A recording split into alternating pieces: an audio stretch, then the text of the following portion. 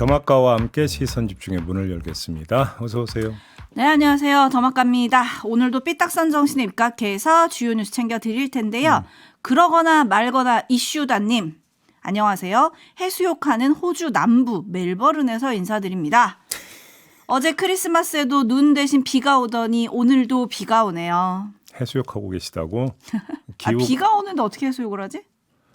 비 오는 날 해수욕 안 해보셨구나. 네. 나름 운치 있어요. 아, 그래요? 네, 오, 제이비 바람이 몰아치지만 않으면. 네, 바람이 몰아치면 또 엄청 위험하고. 네, 제이비 다양한 경험을 가지고 제 계시군요. 고향이 바닷가잖아요. 아, 맞다. 그렇죠. 네. 아무튼 호주하고 우리나라는 계절이 거꾸로니까. 네. 그렇네요. 해수욕할 수 있겠네. 네. 네, 서울도 따뜻합니다. 어제보다.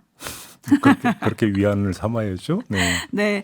그리고 아무래도 시선 집중이 시험 합격 맛집으로 소문이 난 것 같아요. 그건 좋은 얘기인데. LOR0815님, 한 달 전에 중등 임용고시 봤는데 이틀 후면 결과 발표입니다. JB 좋은 기운을 주세요. 합격이라니까 뭘 또 걱정하세요. 그냥 그 마음 푹 놓고 그냥 이틀을 즐기세요. 원래. 네.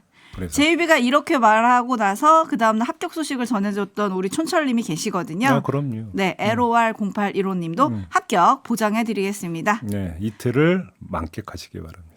네, 그리고 솜니님이 오늘따라 JB 유난히 컨디션이 좋아 보입니다. 화색이 도는 이유는 뭔가요? 조명이 달라졌나? 아무래도 그런 걸로. 전혀 달라질 게 없는데요. 네. 어제 잘 주무셨나 보죠? 허리가 아픈데 지금. 네, 여기까지 하고요. JB 타임즈 오늘 주목할 첫 번째 뉴스는 어떤 건가요? 윤석열 대통령이 독소 조항을 빼고 총선 후에 실시하는 조건으로 김건희 특검법을 수용할 거다라는 전망이 여러 군데서 나온 바가 있지 않습니까? 어제 일제히 대통령실 관계자들이 부인하고 나섰습니다. 대통령실 관계자가 연합뉴스 기자에게 조건부 수용한 가능성은 없다고 본다고 잘라 말했고요. 다른 관계자도 조건부 수용하는 말이 안 되는 내용이다 이렇게 끊었습니다. 그런데 이런 용산 관계자 수준이 아니고 어제 비공개 고위 당정협의회가 열렸고 여기서 같은 입장을 확인을 했다라는 보도가 간밤에 나왔습니다. 네. 자, 그러면 왜 이렇게 딱 선을 치고 나왔는지 진단을 해봐야 되는데요. 그 대통령실 관계자가 했다는 말이 안 된다라는 말이 맞는 것 같습니다. 제가 볼 때는. 원래 말이 안 된다. 왜냐? 그걸 한번 짚어보죠. 조건부 수용안을 현실화할 수 있는 시나리오를 한번 살펴봅시다. 세 가지가 있는데요. 첫 번째. 민주당이 본회의 처리 전에 급하게 독소 조항을 삭제하고 특검 개시 시기를 수정한 이 수정안을 만들어서 통과시키면 됩니다. 그런데 민주당이 합니까? 글쎄요. 안 하겠죠? 그럼 이 시나리오 빼고 두 번째, 윤석열 대통령이 거부권을 행사하되 조건을 달아서 수정안을 끌어내는 방법이 있을 수가 있습니다. 하지만 이건 헌법 위반입니다. 할 수가 없습니다. 왜냐하면 헌법 53조 3항 규정을 보면 대통령은 법률안의 일부에 대하여 또는 법률안을 수정하여 제의를 요구할 수 없다고 못 박아놓고 있습니다. 그러니까 거부권을 행사하면서 수정안을 제시할 수 없습니다. 도안이면 뭡니다. 받거나 안 받거나 둘 중 하나밖에 없습니다. 그래서 불가능합니다. 세 번째, 일단 거부권을 행사해서 폐기시킨 다음에 총선 후에 특검 법안을 다시 만들어서 그래서 여기서 독소 조항 빼고 다시 만들어 갖고 여야 합의로 통과시키는 시나리오가 있습니다. 근데 총선 결과가 어떻게 나올 줄 알고요? 이것도 하나만한 전망입니다. 따라서 세 가지 시나리오를 다 살펴봐도 조건부 수용안을 현실화할 수 있는 방법이 없다. 이런 말씀입니다. 그러니까 종합하면 조건부 수용안은 결국 원래부터 불가능했다. 그렇습니다. 다시 개념 정리를 해야 하는데요. 조건부 수용안이라고 하는 건 수정 특검법안을 말하는 겁니다. 간단히 이야기를 하면. 즉 법률적 방법인 겁니다. 이 법률적 방법으로 한정을 하면 이 방법에 관한 한 여지가 없다라는 겁니다. 따라서 마지막으로 짚을 점은 딱 하나. 법률적 방법이 아니라 정치적 방법입니다. 특검법을 거부하되 별도 차원에서 민주당을 상대로 하는 게 아니라 국민을 상대로 해서 김건희 여사에 대한 국민들의 문제의식, 비판의식을 일부 수용하는 방안을 제시하는 거죠. 하지만 이것도 제가 볼 때 여지가 없습니다. 왜요? 자, 예를 들어보죠. 어제 이철규 의원이 SNS에 글을 올렸습니다. 한 문장 읽어드리면 김 여사에 대한 도이치모터스 주가 조작 의혹은 이명박 정부와 박근혜 정부 그리고 문재인 정부를 거치며 수차례 내사 및 수사를 했으나 혐의가 발견되지 않아 기소조차 못한 사건이다. 이렇게 규정을 했습니다. 이런 주장은 이철규 의원만이 아니라 국민의힘 인사들 상당수가 펴는 겁니다. 다시 정독을 해보죠. 이 주장은 김건희 여사는 죄가 없다라는 주장입니다. 죄가 없을 뿐만 아니라 따라서 야당은 지금 무고를 하고 있다라고 하는 김건희 여사는 야당의 무고에 시달리는 피해자라고 하는 주장과 다를 바가 없습니다. 아니 김건희 여사는 죄가 없는 피해자인데 무슨 정치적 타협을 한다는 겁니까? 앞뒤가 안 맞지 않습니까? 이런 어떤 인식에 따르면 그렇지 않나요? 또 하나 한동훈 비대위원장 그냥 비대위원장으로 부를게요. 비대위원장은 이미 김건희 특검법을 악법으로 규정한 바가 있습니다. 검사 출신이 악법에 대처하는 방법으로 정치적 타협안을 꺼내들겠습니까? 이건 한동훈 브랜드를 갉아내는 거 아니겠습니까? 이런 점에서도 정치적 해법을 제시할 여지는 없다고 봐야 되는 거 아니겠습니까? 네, 송림님이 한동훈 장관 이제부터 킬러 문항을 풀 차례입니다 라고 해주셨는데 제 예비 말을 종합하면 그럼 이대로 고 이런 뜻입니까? 한마디로 정면 돌파한다는 겁니다. 더 정확히 말하면 한동훈 컨벤션 효과로 김건희 리스크를 누르고 가겠다는 것으로 이해를 해야 되는 겁니다. 물론 이런 전략의 전제는 한동훈 컨벤션 효과가 엄청 클 거다라고 하는 믿음이 깔려 있는 것이겠지요. 네. 근데 애초에 이 조건부 수용은 여권 내에서 그리고 보수 언론 쪽에서 나왔었거든요. 네. 그러면 애초에 이게 왜 등장을 한 겁니까?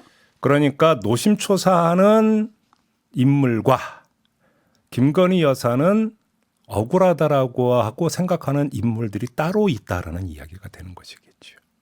그렇지 않습니까? 키를 쥐고 있는 인물들은 김건희 여사는 아무 문제가 없다고 생각을 하고 있는 거 아니겠습니까? 이렇게밖에는 뭐 정리가 안 되는 거 아닌가요? 네. 네, 뭐 어쨌든 앞서 제이비가 전해주셨지만 어제 고위 당정대 회의에서도 김건희 특검법은 수용 불가 이렇게 결론을 내렸다는 겁니다. 네. 그런데 한동훈 비대위원장이 사실은 오늘 임명이 되는 거잖아요. 네. 근데 공식 등판하기 하루 전에 일종의 여당 대표 없이 고위 당정대를 열어서 이렇게 정리를 했다는 건 한동훈 전 장관의 부담을 덜어주는 건가요? 아니면 뭔가 다른 선택을 원천 차단하는 건가요? 표현이 그렇게도 되는 거군요. 부담을 덜어준다는 것은 되게 호의적으로 접근하는 거고 원천 차단한다라고 해서 되게 비판적으로 접근하는 건데 둘 다 얘기가 성립이 되네요. 그렇죠? 그래요? 그런데 한번 그럼 정반대의 그림. 고위 당정대에서 그렇게까지 정리했는데 한동훈 비대위원장이 특검법 받아야 한다고 만약에 치고 나오면 어떻게 될까요? 그러면 말 그대로 한동훈 컨벤션 효과는 엄청 커질 겁니다. 그렇죠. 그죠? 네. 평지풍파를 일으키지 않겠습니까? 근데 가능성이 있습니까? 이미 악법이라고 했기 때문에. 이미 악법이라고 규정해 버렸는데 그럴 가능성이 없는 거 아닙니까? 그러면 더마카가 질문한 게 곧 답이 된다고 봐야 되겠죠. 네. 써니님은 그냥 조건부 수용 없이 그냥 수용하면 어떨까요? 라고 해주셨는데 과연 그럴 수 있을지. 또 꿈꾸는 소녀님은 한동훈 컨벤션 효과가 얼마나 지속될지 궁금합니다. 라고 해주셨는데 근데 또 오늘 조간에 이런 내용도 실렸어요. 아주 조그맣게 실렸는데 한동훈 전 장관이 거부권 행사를 요청을 하되 대통령에게 특별감찰관 임명 그리고 제2부속실 설치 뭐 이런 거를 건의할 수도 있다. 그리고 명품백 의혹을 특검법과 분리해서 권익이나 검찰에 조사를 의뢰한다. 무슨 이런 시나리오도 거론이 된다. 이런 얘기도 나오던데. 특별감찰관과 제2부속실 설치는 이미 어제 민주당에서 그거는 별개다라고 선을 그어버렸습니다. 네. 근데 이제 대국민 차원에서는 이렇게 만약에 한동훈 전 장관이 치고 나오면 이거 효과는 있을까요? 글쎄 그렇다고 봐야 될까요? 오히려 그렇게 나오는 낮은 자세로 임하는 것이 김건희 여사에게 문제가 있다라고 하는 것들을 용산에서도 어느 정도는 인정을 했던 것으로 하는 것으로 이제 비춰지지 않겠습니까? 근데 어제 고위 당정대에서 특검법 안 받는 건 물론이고 조건부 수용도 못 한다라고 하는 것은 바로 그걸 우려한 거라고 봐야 되는 거 아닙니까? 그렇게 이제 이해를 하면 될 것 같고요. 명품백 문제와 관련해서는 한동훈 장관이 또 몰카 공작이라고 규정을 하지 않았습니까? 그런데 수사를 요청한다?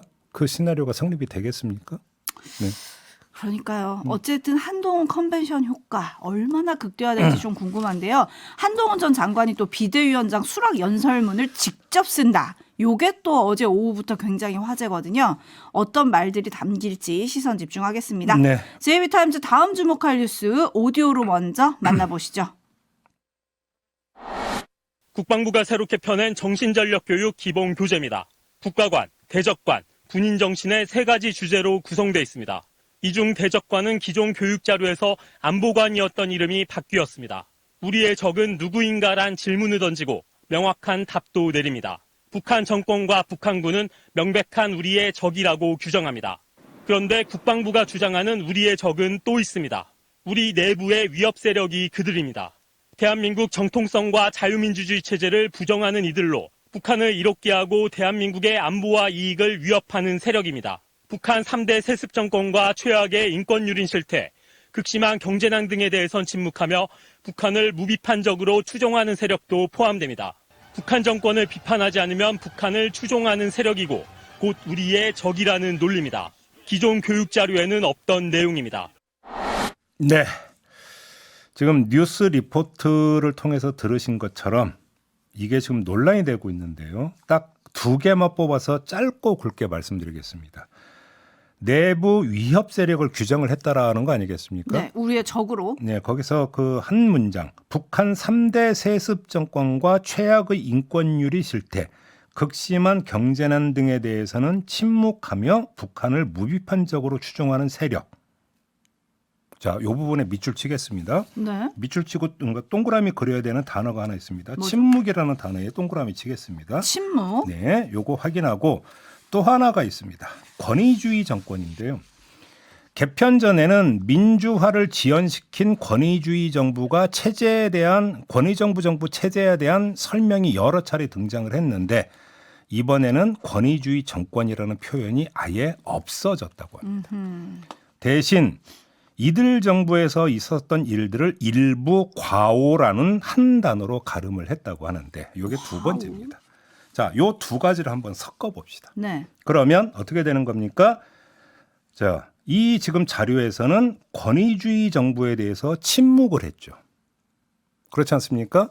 침묵 행위는 동조 행위고 추종 행위라고 지금 만약에 아까 이제 그러니까 제가 한 문장 읽어드린 것을 기초 삼는다면 현재 국방부가 권위주의 정부를 어떻게 바라보고 있다는 이야기가 되겠습니까? 침묵이라는 단어의 기초에서 이야기를 한다면 대충 답 나오지 않습니까? 그런데 저는 에이 설마 이렇게 봐야 되는 거 아니겠습니까? 과거 권위주의 정부 이것도 참 점잖은 표현인데 독재 정권에 대해서 찬양하고 미워한다는 거 말이 안 되는 거 아니겠습니까? 추종한다는 거 더더욱 말이 안 되는 거 아니겠습니까? 근데 그거를 단순히 침묵이라고 하는 하나만 가지고 단정하는 것 자체가 무리라는 거 아니겠습니까?